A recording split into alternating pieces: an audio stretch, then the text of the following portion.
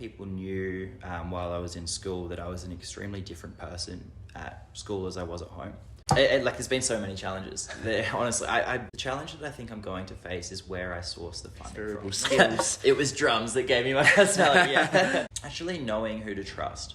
That was sort of an unexpected challenge because I had assumed that as, a first-time founder, as someone who's trying to create and build a, for good and for impact startup, and so he was trying to jump in early, take a massive stake.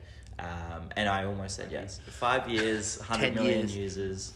It has already succeeded because I've learned so much. Obviously, I have a mightily ambitious vision and I know that it's going to get there. I work from what might be 5 a.m. to 10 p.m. I very purposefully and deliberately engineer the environment around me. A happy, sexy millionaire. Yeah. Strong language and a bunch of swearing and of course then tension rose and it escalated and the fight broke back out. And Boys and girls, ladies and gentlemen, welcome back to my podcast, Coffee's on me, David Quan, where I strive to give guests legacy-worthy interviews that listeners can enjoy while cooking, commuting, relaxing, or walking their pets.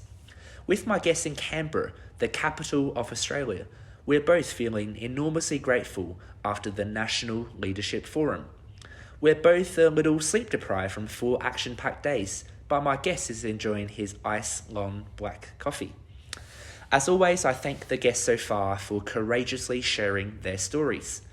If you have been enjoying the discussions on Spotify, Apple Podcasts, YouTube, or wherever you listen to podcasts, please do consider leaving a review and nominating a guest by contacting me. Today's guest is Jackson Miller, who I actually know from high school. Jackson accepted a Vice-Chancellor's elite scholarship at Bond University and moved from Adelaide to the Gold Coast at age 17, a month after graduating high school. In the last 2 years, Jackson has founded and led sporting organisations, consulted and worked for not-for-profits, travelled as a professional musician, coordinated crisis relief efforts, ran ultra marathons to fundraise for charities, and has recently launched a mental health tech startup while he continues to study and volunteer across a range of courses he is passionate about. I am running out of my breath, which shows how much this young man has already done in his life, which I'm not surprised and very happy to see. And Jackson, welcome to my podcast, Coffee's on me, David Quan. Thanks, David. I'm really looking forward to having a chat. So, Jackson, which episodes have you listened to and why? I love what you do. And so that was part of the reason of wanting to have a listen. I think that anything with your touch is bound to go well. And so, I jumped in and I listened to Jack's episode from the beginning. Jack Wu? That's right. Yeah, the musicianship. And I should say as well, the caliber of people who you've been speaking to. I'm sure it's something that hopefully we're all going to get to look back on in a few years and see, wow, like how much life has changed or progressed from where it was. And it's a pleasure to be speaking in a way alongside them. Absolutely. They are, they're very impressive. And I think for us, having now gone through 4 days of pretty deep introspection, Absolutely. Would you say, at the National Leadership Forum? Like, how have you found it so far? Yeah, you're right about it being extremely busy. We are tired, but we're absolutely sort of considering everything, which it's an interesting. I was having a conversation earlier where you can feel overwhelmed, but that can be from both sort of exhilaration and an excitement, and so I think that's sort of the state that I'm in. One of the speakers, an MP based on the Gold Coast, shared that we have these phases in life and with decisions that we make where we have a discussion phase and then a decision phase, and I feel like off the back of the forum and with a few things that are happening around in my life at the moment, I'm in one of those exciting sort of discussion phases through the introspective reflection that was really facilitated through the forum. One of my favourite parts about the forum, and I attended a similar national leadership camp when I was younger, was this creation of a safe space where in small groups you can really share your story, listen to other people, be vulnerable, and be in a very non-judging way. And that's not always the case in wider society, and perhaps growing up in school it might be a bit awkward to talk about certain topics with your mates, parents or teachers. And I was wondering, from you sharing your story yesterday and the day before, what have you learnt about yourself? Yeah, great question. Before I answer that as well, I'll echo that to be able to exist around and in the group that we did with the people and my group coming from all around the country with different professions, backgrounds, we were able to sit vulnerably and speak about our past. And while it was structured in that we were opening up and then holding that space for all of us to interact, it's something I think that I want to take back to my friends and family when I do return, because it's a very interesting activity to just say, okay, let's just sit for half an hour, and I'd love to hear what you do. And so obviously that's what podcasts are designed to do, and it's absolutely brilliant. So I'm going to keep doing that, and that's something that I learned. But I do a lot of reflection on who I am and why I do what I do. I think that it's incredibly important. I have done a lot, but what was different about this time and that I did get from when I did share openly to really a bunch of people that were strangers 3 days ago, which is just crazy to, I think, both of us, right? I learned that I do often, unfortunately, present a different part of myself to others. This time I shared everything. And I guess unwaveringly and without filter, spoke about who I am, and it was incredibly refreshing. I won't make you repeat your story as you had shared it, because I think when you try and replicate something within such a close period of time, it loses a bit of meaning. But instead, I would like to address maybe parts of your story that I'm personally quite interested in, and hopefully from there, our listeners can draw their impression of you. And maybe one of the things that really impressed me is your work on your mental health tech startup, Vybu. Is that how I say it? Yeah, nailed it. So what's the vibe with that? Yeah, great question. As long as BYB when you're asking. So I'll jump in. 12 months ago, a mate came to me at a time when I was very busy, as the bio, I guess, pointed out. And he said, Jackson, I want to kill myself. I'm not a psychologist. I'm not a social worker. A lot of us, understandably, I had no idea what to say. And so I didn't really know what to do other than, obviously, we refer to professional services, and we try and, bring people around him and ask, and set up systems to check in on him. And that's sort of what I did. But I sort of felt like, and he shared this with me, which reinforced that fear that he needed personal support from people close to him. That was imperative for his recovery. And it's not the same for everyone. But for him, he'd called Lifeline, not got the response he needed, and they do incredible work. But yeah, it wasn't quite aligned with where he needed it from, and was seeing a psych but couldn't get in enough. As we know, wait times are overwhelming at the moment with increase in both prevalence and severity of mental ill health post-pandemic. But I wanted my support to be there for him when he needed it, and so I recorded an audio message for him. That was off the back of doing a bit of research and reading about some psychological frameworks that I could incorporate in what I was then giving him asynchronously. And that sort of formed the basis of Vybu. So we use audio recordings that users can make by following evidence-informed scripts and prompts produced by psychologists to ensure that their support is immediately accessible for those that they are sharing those recordings to when they most need it.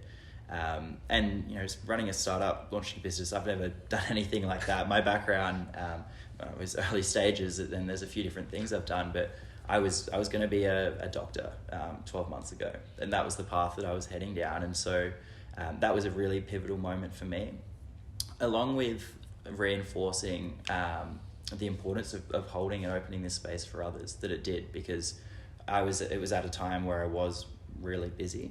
And I wanted to make sure that I was always there for my friends. And so this is one way that I can, I guess, use what is my drive to build and create things to then help others also help others. And it does feel like I'm really aligned with my values now. It also stemmed from some past experiences, which I did share in my story, sort of some quick emotional maturity development that was almost needed to happen when I was younger.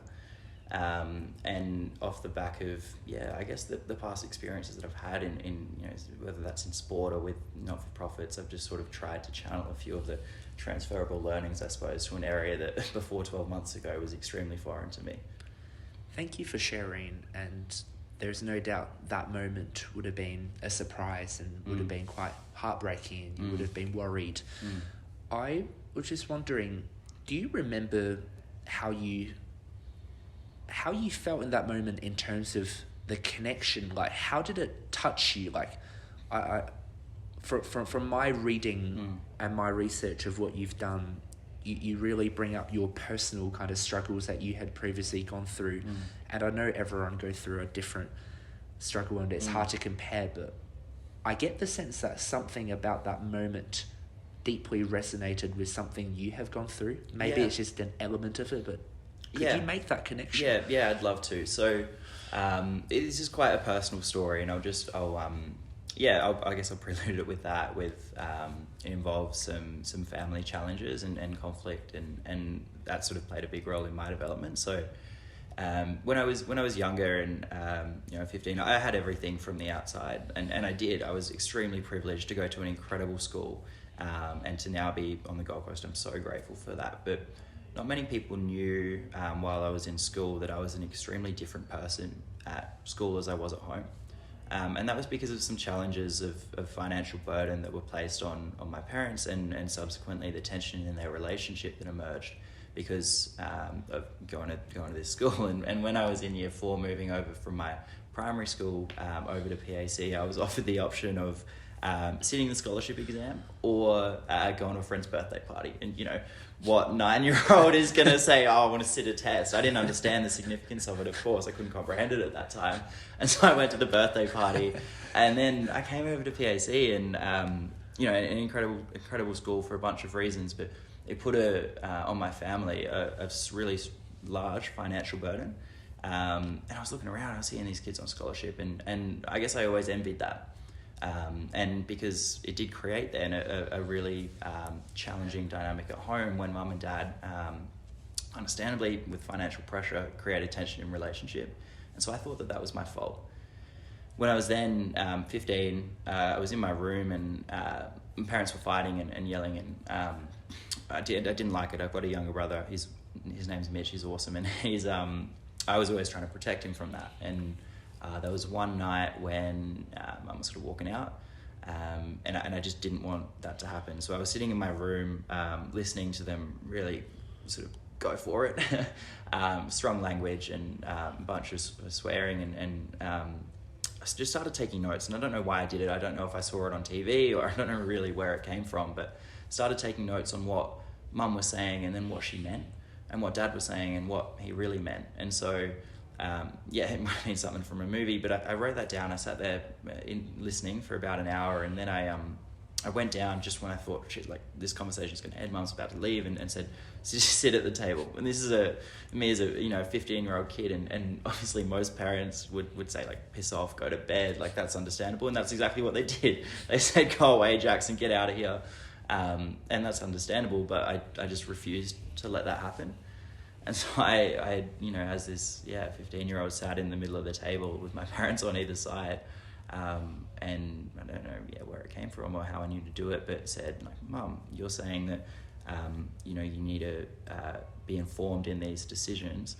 Dad, what Mum really means is that you need to have a system where you're keeping her updated on, and so on, and went both ways for a bit. And of course then tension rose and it escalated and the fight broke back out, and I then get redirected to me, understandably, for sitting there and, what are you to do this? And so I just didn't let that happen. And then when we sort of reached a bit of a point, and then one of those big sort of outbursts happened, and Dad went to his room, and Mum sort of sat crying. I was comforting her, and then went back to Dad. And anyway, I ended up falling asleep outside their door after having gone through about sort of, I call it 10 rounds almost.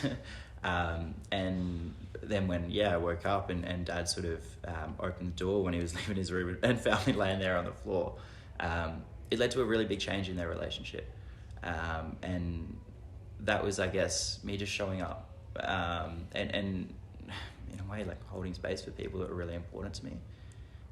And it led to some very quick emotional development, that whole experience. And so that has, I guess, informed a lot of my journey in trying to acknowledge and notice the signs of those around me that I really care about.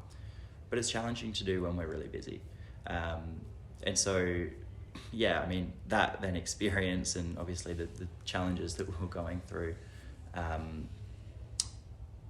I love my family. I really love them. And it was from that challenge that was sort of the climax, I suppose, that we've been able to connect more meaningfully. And their relationship is completely different now, and we're a lot closer as a family. But it's a big part of my story, that moment. So you were sitting at the table and playing, almost like assuming a mediator role. Playing mediator. Age. Yep. Yeah, that's exactly right. And you've got Mitch, your younger brother, who is understandably would be more confused than you are, and you felt that responsibility to protect him, to mediate. At that point, what would you say were your strengths? Like, why did you feel like you could make a difference in that sense? Yeah, it's a great question. I honestly, in that moment, am not sure where the specific skills that I guess executed on came from, or how I knew to do that. As I mentioned, I think I probably saw it on TV, or I'd never been to a psychologist, but we watch TV shows, they're portrayed a bit, so I thought, yeah, why not? It's great, right? You go into a doctor's surgery, or you go to surgery and the surgeon says, oh yeah, I saw this on TV, let's give it a crack. So I don't, that was a core experience which explains a lot of what's followed. But I don't really know where going and sitting and mediating. I think that actually perhaps it was an instinctive desire to protect my brother, because we'd stuck together and we got closer as a result of that challenge and discourse that was happening throughout the few years. And so I saw doing this as a way of potentially alleviating that. And I think that then desire to protect Mitch, maybe that's an instinctive thing. I don't know if it goes much earlier than that, or if there's a reason that I did feel the desire to protect Mitch, other than that I loved him and that I'd seen over the years that I was a drummer, he became a drummer. I was playing soccer, he played soccer. Even though our dad played, and dad plays footy, cricket, hockey, very different. So, had you? I'm assuming when you said that you were a different kid at school versus at home, that when that was happening at home, then the next day you would go to school and you would make it maybe seem like nothing has happened, everything's normal, talented kid, enjoy your music. Yeah. When was the first time you actually vocalized someone outside of the family about either that incident or the tension at home? Yeah, you're exactly right. At school I was super bubbly and energetic and perhaps even more so than I am now, because it was so I guess contrasted, which of course makes sense compared to the reserved sort of hide in the room that I was at home. And I think that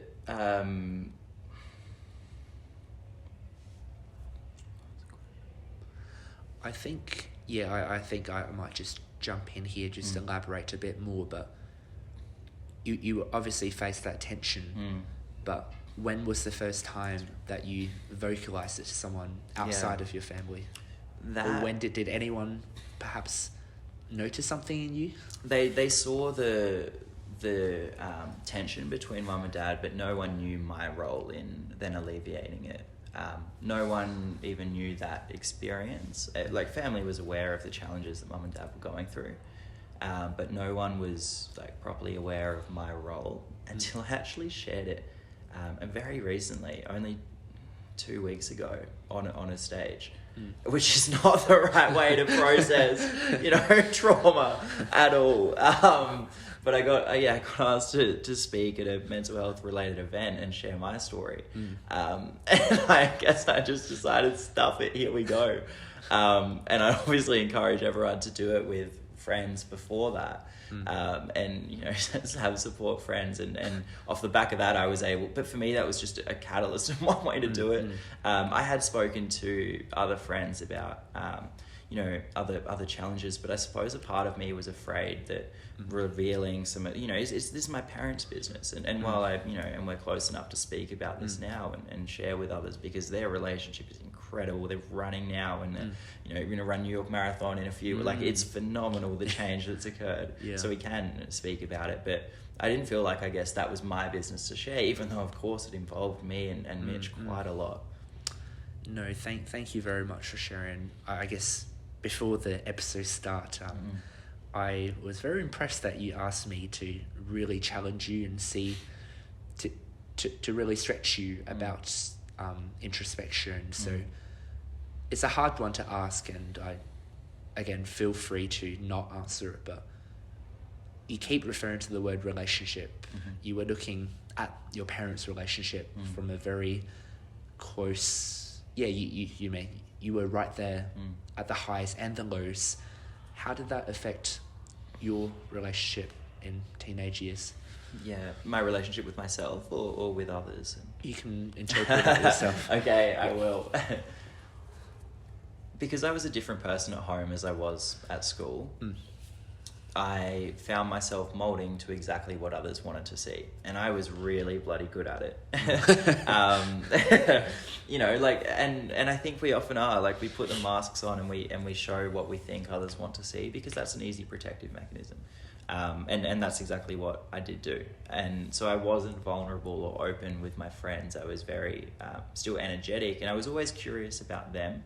And I always did ask a lot of questions of my friends and of my family, because I wanted to learn about them. And perhaps doing so was me also wanting them to ask back and for us to dig in. And maybe we didn't find that right space to do so. So it affected relationships in that way.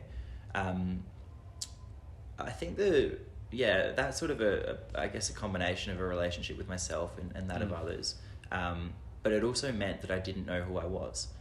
And whether we always can nail it down to a few things is something we've spent exploring over the last few days. But it's then also led for my interest only increasing in terms of being able to figure out who I am. I am a lot more forgiving of myself now, but a challenge that I have faced with this, I solved that problem, and now look at where their relationship is.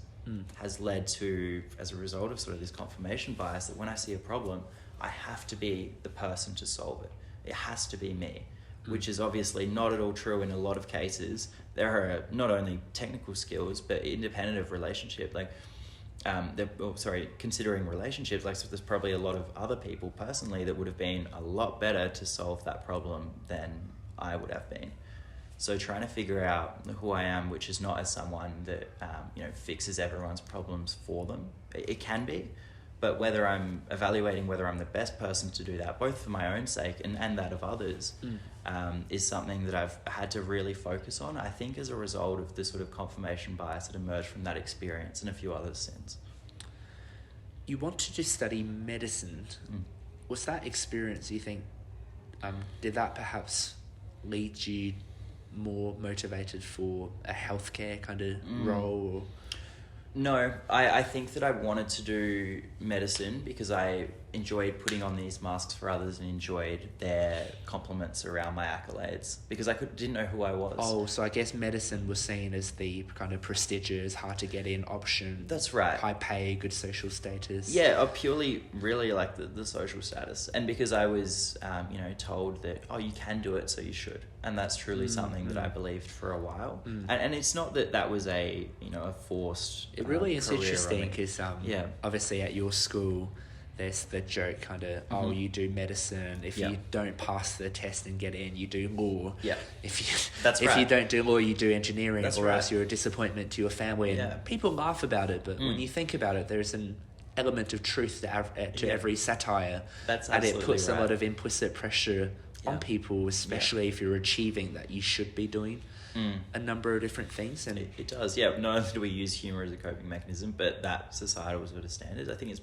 obviously pretty common in a few cultures as well. Go be a doctor, and if you have the ability to, then you should. And I actually, it's something that I so deeply admire about you, David, is that where you have the ability to do absolutely anything, to go and to work in education as wherever that might, and pursue that at the moment, is an incredible path to shaping the lives of so many people, as I've been able to see you do through Saints. And it's absolutely phenomenal that you're acknowledging that impact that you can have. And obviously I'm curious, of course, as to your why and your reason and the experiences that have shaped, if we get to unpack them in this, or maybe I need to set up a podcast and we'll flip it. But I think that, acknowledging that impact, and obviously it's so aligned with who you are, that's so visible, is something that, at the time when I was making these choices, I just didn't have the self-belief, I think, to do. Well, it's incredibly kind of you, Jackson. And I think we've always had that mutual respect in high school and music. Even if we did go to rival schools. Well, I guess the generations in jazz trips and just seeing you having a bow on the drums. But it's fascinating to hear about some of the stuff at home that, you don't get to see. But on the theme of music, I think one of the things I appreciate about, learning piano, trombone, euphonium, I never got to the level or standard that you had reached, but I still gone through some kind of discipline practice and going to a teacher every week and going back and, preparing for exams and that kind of stuff. And when did you start playing music, and what kind of role did music play on your character? While the starting of my drumming sort of career it's a funny story, it was by chance, but we do have music in the family, so it was interesting. This is how it emerged when my parents were out at a bar for a work dinner, and there was a big raffle going on for every Jack Daniel's drink that was bought. And so Mum spent the night filling out forms, as she always does in serving others, to enter this raffle, where third prize was a Harley Davidson motorbike. First prize was a trip to Hawaii, and second prize was a Jack Daniel's branded drum kit. And we ended up getting second. Dad felt ripped off, like, can we please have third? I want the bike. And that was how music started. So it's incredible. I mean, you sort of mentioned it. The experiences that I've been so lucky to have through drumming and music have been phenomenal. But I started in year 5 off the back of that incredible raffle. Year 4, sorry, off the back of that incredible raffle result. And at the time, Dad was very ripped off. But I've asked him since if he would change anything in terms of the prize that he'd take, and he unwaveringly and with conviction says absolutely not. Because we've been so lucky, both myself and my brother, with the opportunities that did come, as you mentioned, through generations in jazz and through the school, and the personal development that it does create. It's expression, it's creativity, it's being able to almost transcend into a different world where not only can you forget things, but learn such incredible things and connect so meaningfully with absolutely other people. And that's why I asked that, because it seems to have given you a personality, the transferable skills. It was drums that gave me my personality, or part of it. And the reason I asked that is I'm not a startup founder, but from my reading, startups, you got to do a bit of everything. That's right. There's no real playbook. I mean, you can read other people's experiences, but it depends on the context, what you want to achieve. And it's decision making under uncertainty. And I just want to hear a bit more about Vybu and what are like 2 unanticipated challenges that you just wouldn't have realized until you've actually founded this. That's a great read on how drumming has influenced the career that I'm taking, because to sit on a stage in front of that many people and essentially on the spot make decisions about, in drumming's case, where you're moving your hands, has, in a way, a lot of transferable learnings to because startups. it's creative, but it's also structured. It's structured, and it's in the moment, and it gives you confidence, which as a founder in particular, you can need, because you're picking people to come along on this journey. You're pitching to people and dealing with constant rejection. In some cases, that is, of course, and you're making so many quick fire decisions, as I had to with music, but you're also doing it in public, as the best way traditionally to run a startup is to build in public and build sort of creativity and hype. Yep. Okay, so 2 unexpected challenges. Well, there's been so many challenges there. Honestly, I had to look up what an ABN was. Like, I own that when I started, I had absolutely no clue. And now I've been pitching to venture capital firms and being able to travel as a part of that. And the journey that has come is just incredible. So, I mean, that was a challenge. The other was actually knowing who to trust. That was sort of an unexpected challenge, because I had assumed that as, a first-time founder, as someone who's trying to create and build a, for good and for impact startup that helps people connect and helps them with their mental health, I wouldn't have people around that might try and screw me. Unfortunately, I did. And one of the first I thought mentors at the time did try to take advantage of what was... Do you mind elaborating on how he was trying to take advantage? I probably can't speak to the specifics, unfortunately, but he was trying to make the most of what was... capitalize on an opportunity, essentially, that he saw in me and what I was building and the potential that Vybu has, and my lack of knowledge around equity and around the value of what I was building. And so he was trying to jump in early, take a massive stake, and I almost said yes.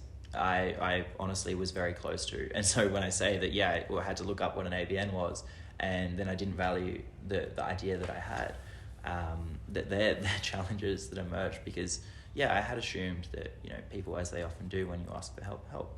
But this was a case of, he put self-interest above what was a desire to connect. And when did you so the fact that you almost said yes probably showed that, at least in your interpretation at the time, he was helpful, he was on board, you're on the same page.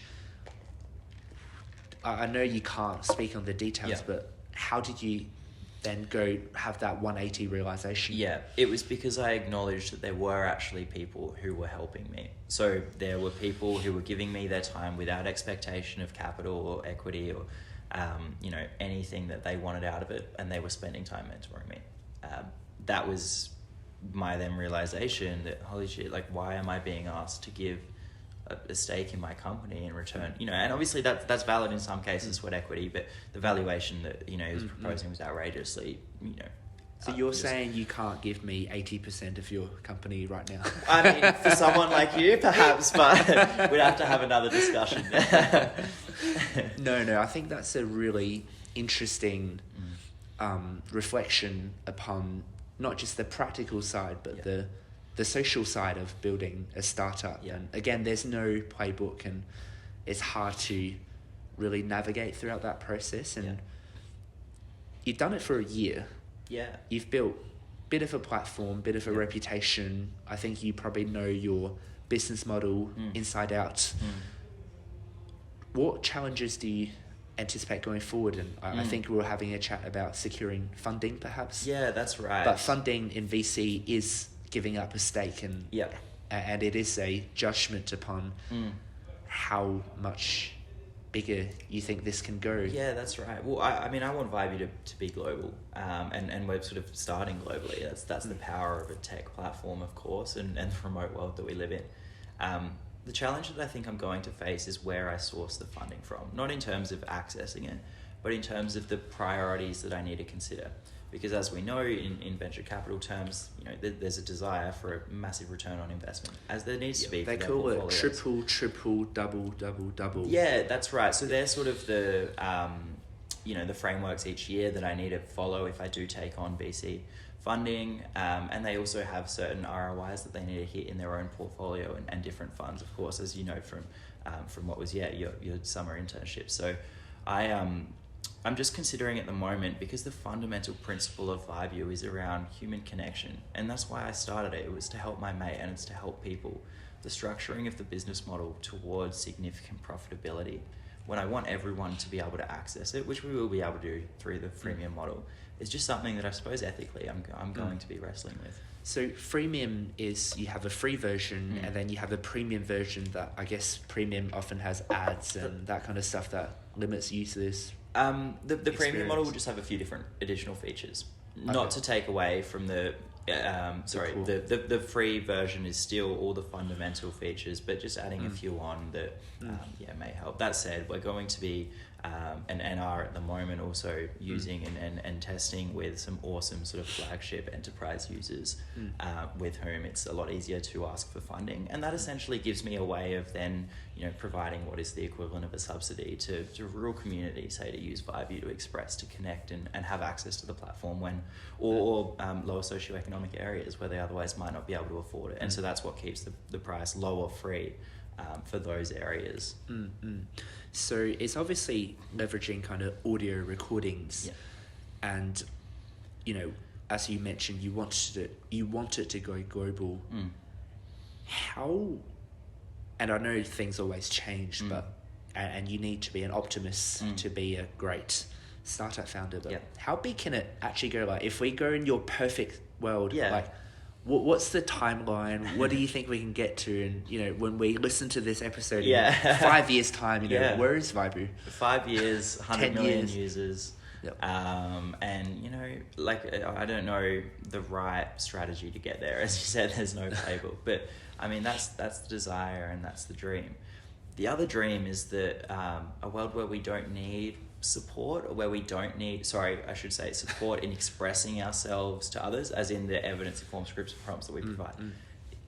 Or we don't need a daily reminder to express ourselves meaningfully to someone else, is a world that we want to create.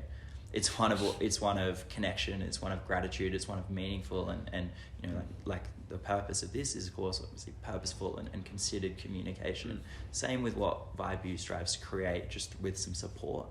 And so in 10 years' time, once people have been using it, have been expressing and connecting, it may not be a platform that's required, but as we've seen, obviously, in different technological innovations that are occurring at the moment, moving more to a virtual world, the product pipeline of what Vybu looks like in 5 years' time, I think will incorporate a lot of, sort of like that VR that we're using at the moment, but also some really exciting sort of geographical and also biological data that can help sort of assist others in knowing when to support someone else.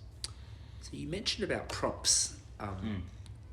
Can you give me an example of what a prompt sounds like? And I don't know if you could maybe contrast it with a good and bad prompt or... Absolutely. When someone's feeling down, we might, choose to say, I'm sorry. And while that can be something that could help them, it's also it's also a way of assuming that they're feeling, bad, they're feeling depressed, they're feeling, you're taking on in some way and assuming how the other person is feeling. What we instead try and do with some of the prompts is to use compassion-focused therapy to give phrases that are a bit more powerful, but also and targeted, and enable then expression that is then more personal. So in the app that's based on, we've got a few different things. We've got the situation scripts and prompts. We've got the feeling scripts and prompts, which is based on a theory of dialectical behavioral therapy, being the 6 core emotions. And so within sadness, you can access a script that says, is able to be recorded over for when someone feels down. In that, the first, there's 3 prompts. It might be, I understand you might be feeling, I just want you to know, and if there is anything, and the design is, just a sentence starter. Because we know the sentiment that we're trying to convey, but it is challenging, of course, to sometimes find the words. And so we don't intend to put words in people's mouths by any way, but just sort of act as the spark in that conversation, that really purposeful conversation that can follow. Being optimist, we talked about, is necessary to give you the courage to go through the challenges and be resilient.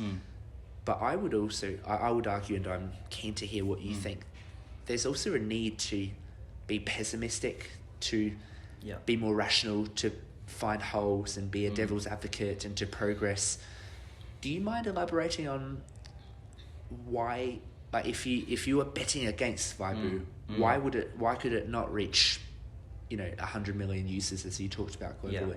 Yeah, great question. I think we we plan for success and perhaps prepare or be mindful that failure can occur as the mindset that I like to have. I don't think that means that you're being a pessimist, you're just being realistic.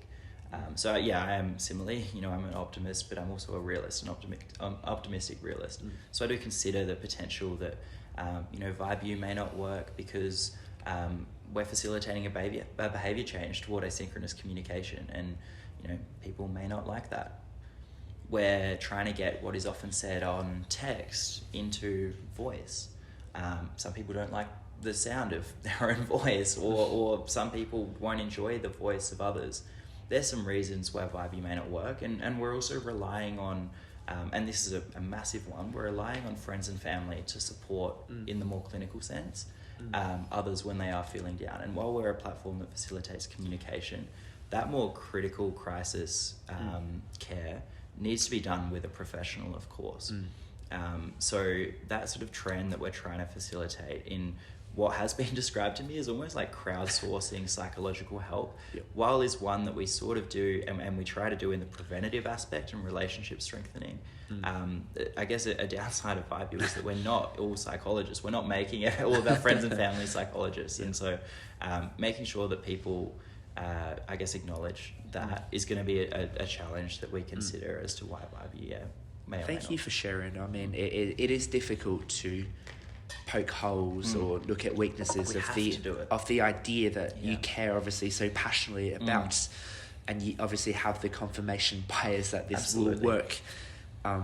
But it was one thing that I gained from my VC internship about what does an ideal startup look from the investor's perspective, and one of the key things that gets repeatedly mentioned is investors get skeptical when it's all positive and it's just all strength, that it will definitely work.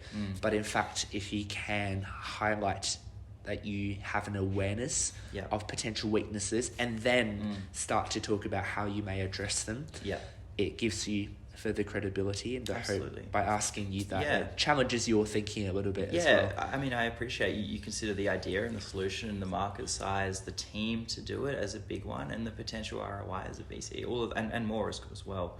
I'm a first-time founder. While I'm researching in the area that Vybu is operating, it's still my first crack at a startup with limited business expertise. But that's why I built, and so I also acknowledge that that's a reason that Vybu has a decreased likelihood of success. But for me, that's I've made that redundant, and that concern redundant, by surrounding myself with the most incredible business mentors and advisors. And it's those people that I know I can always go to. And so where my strength is building relationships. And so I'm building relationships with those people. They believe in what we're doing, as I do.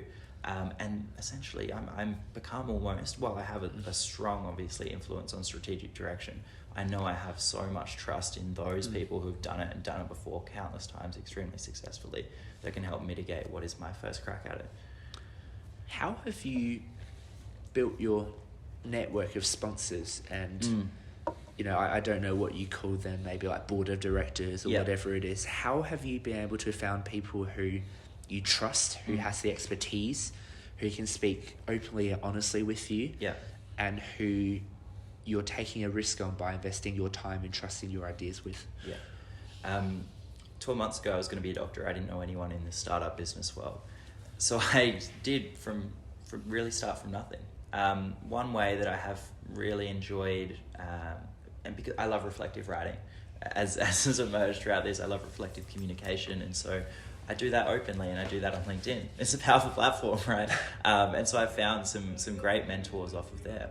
I found a few incubators which have helped support as well. I did Blackbird and met some cool mentors through there. What's Blackbird, Australian venture capital firm that runs a few programs. That I'm in one at the moment. I just haven't, unfortunately, been committed to it as I should be. Which you have access to mentors. I've also just spoken to a lot of people. I think building in public is really important, and with that, when you do, be it even like a lecturer, share your idea and ask their thoughts, or a friend. We all know people. We're so connected in this world that you tell enough people, they tell enough people, they do come back. And so I've tried to always bring in people in this idea, and whether that's asking, like invoking that sort of shared decision making principle, where they now have a stake in the company. If I ask their thoughts and I follow through on their idea, well, they're invested in Vybu's vision. And I don't do that in a sort of a manipulative kind of way, because I love having them involved in the journey. But that has also led to some awesome introductions to some great advisors and mentors. That's awesome. That's fantastic. And now that you're on this journey, what are the opportunity costs? I mean, we see in the media of this 21-year-old founder, and they raise all these money and become successful, and a happy, sexy millionaire. Yeah. Stephen Bartlett. Absolutely, yeah. It's also a risk. Yeah. It's also a sacrifice. I mean, I'm of the belief that even if you don't necessarily succeed in the traditional sense, that experience is going to help you so much. You're going to meet so many people, and it's worth it in the long run. But from your personal perspective, what have you sacrificed? Would it be family time? Would it be perhaps the start of another career? Could it be... I don't know. I'm interested. It has already succeeded, because I've learned so much. Obviously, I have a mightily ambitious vision, and I know that it's going to get there. But I have, sacrificed time with friends, times with family. I'm doing a part-time master's at the moment, while I also work 2 other jobs and volunteer on a bunch of causes that I'm really passionate about. Plus adding, essentially running a startup full-time with a team. There's a lot there, but I'm doing what I love.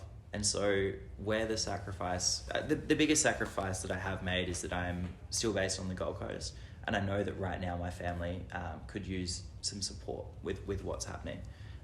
And so they could have some audio recordings. That's right. But this is the thing. We have genuinely used Vybu to support each other in the last few weeks. I work hard. I know that I work hard, and to manage, 2 decent workload part-time jobs while also studying, running a full-time startup, training for a marathon, all those other committees as well, is a heavy workload, no doubt about it. And you can only have one main priority.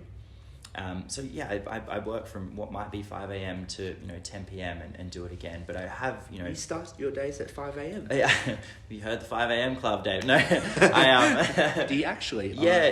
So I also I work as a student supervisor in student accommodation at Bond, and so because I'm going away to America in 5 weeks' time, I front loaded all my duties. So at the moment I'm on duty until 11 o'clock, which means that I have to stay up that late. And so I'm sort of trying to flip around my days where, I need to function at night, and maybe I'll do my runs at night. But then I need to get up early, because I know I need my social time with my friends. And so when I'm, up and sometimes we start running at 5, or I'll be, running before that to start working at 5, whatever it may be. I need to make sure no matter what I'm still running, so that I can function for the people around me. So we were talking about man's search for meaning and how purpose drives us.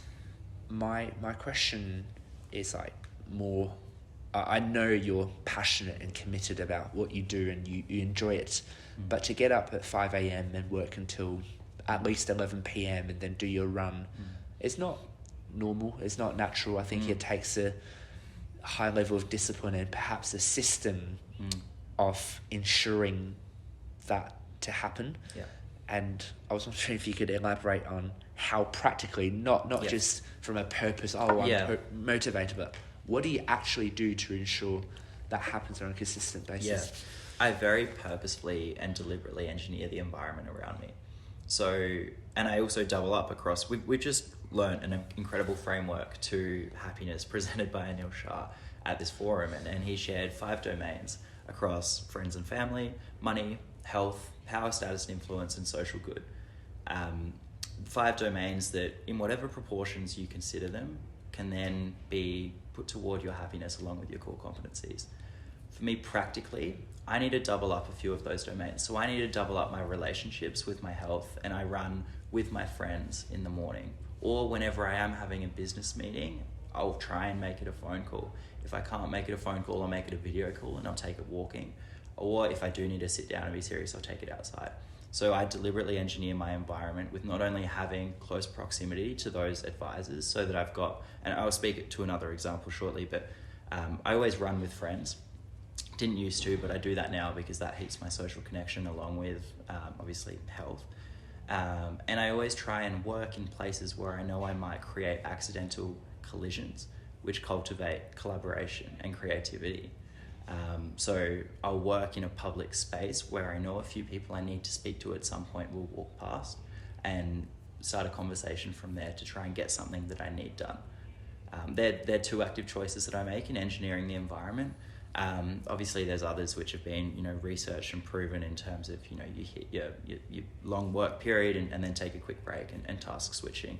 That said, something I am struggling at the moment is to sort of put walls around these jobs and prevent them from sort of overflowing into, other things, because my brain is always on. And so that's something that I'm working on at the moment and certainly not perfect at.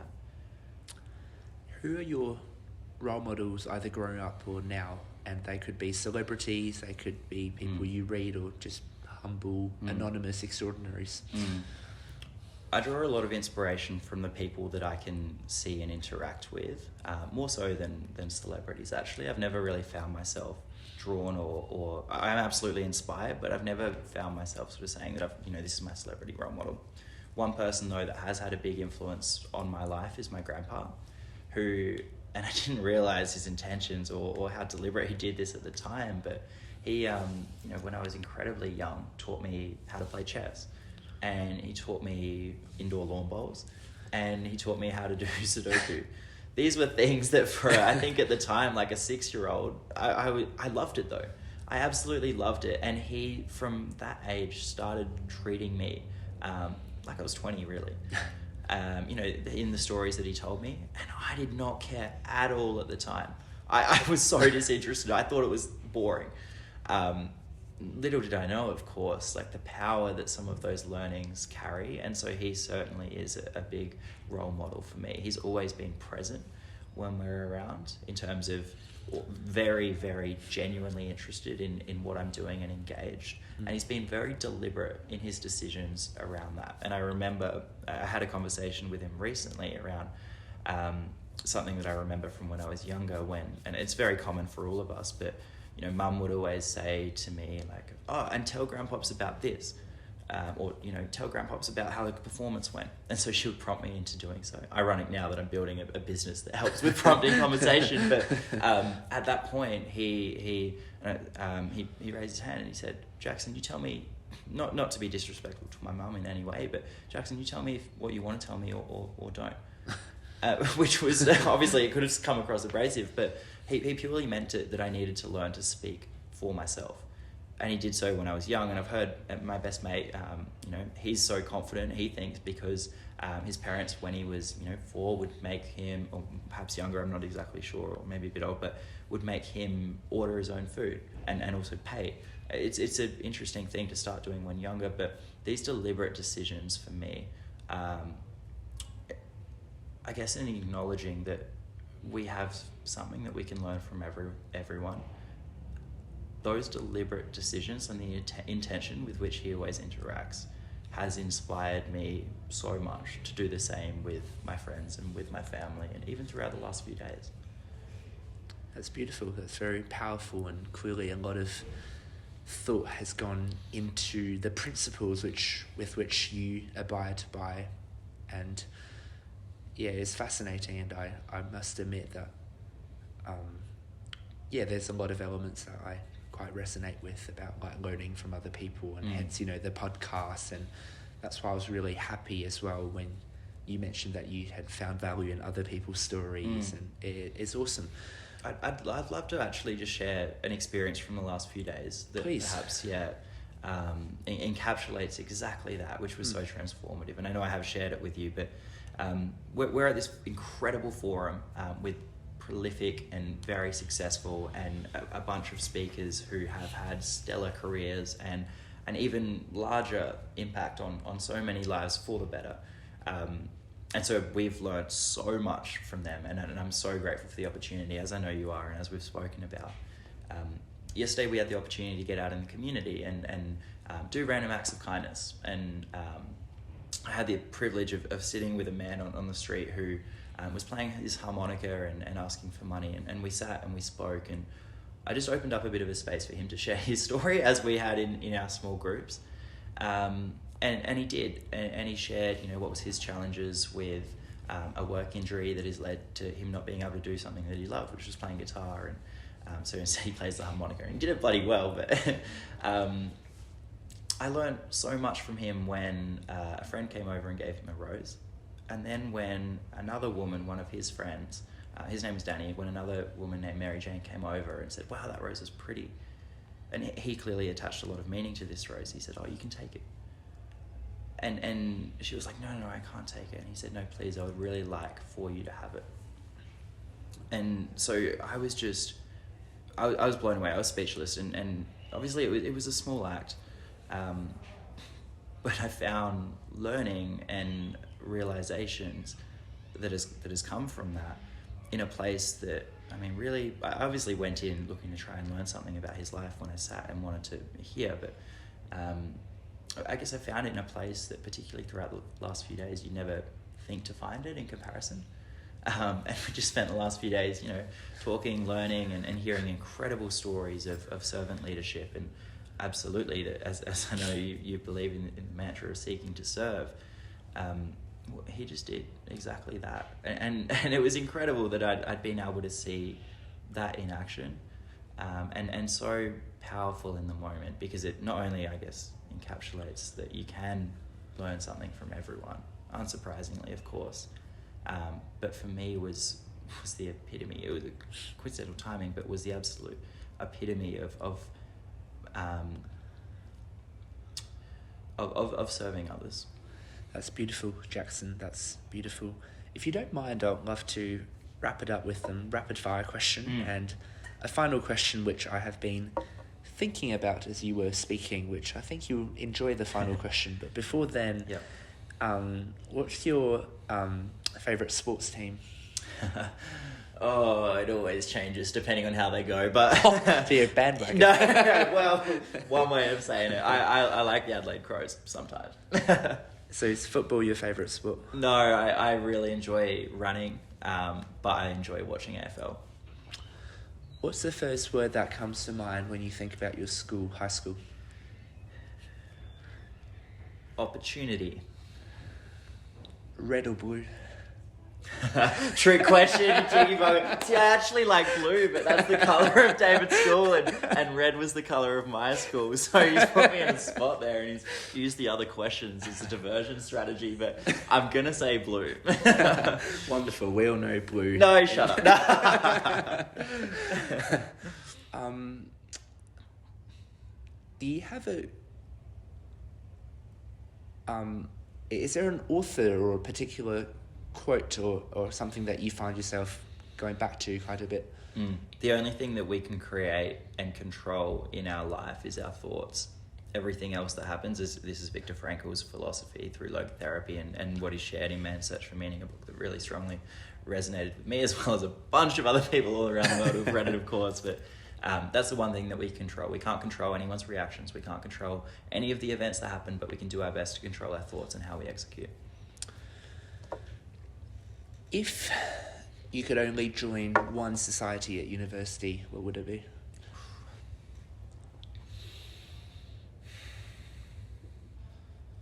That's a good question. I joined the overarching student association, which is kind of a cheat answer because everything then flows from it. But I highly recommend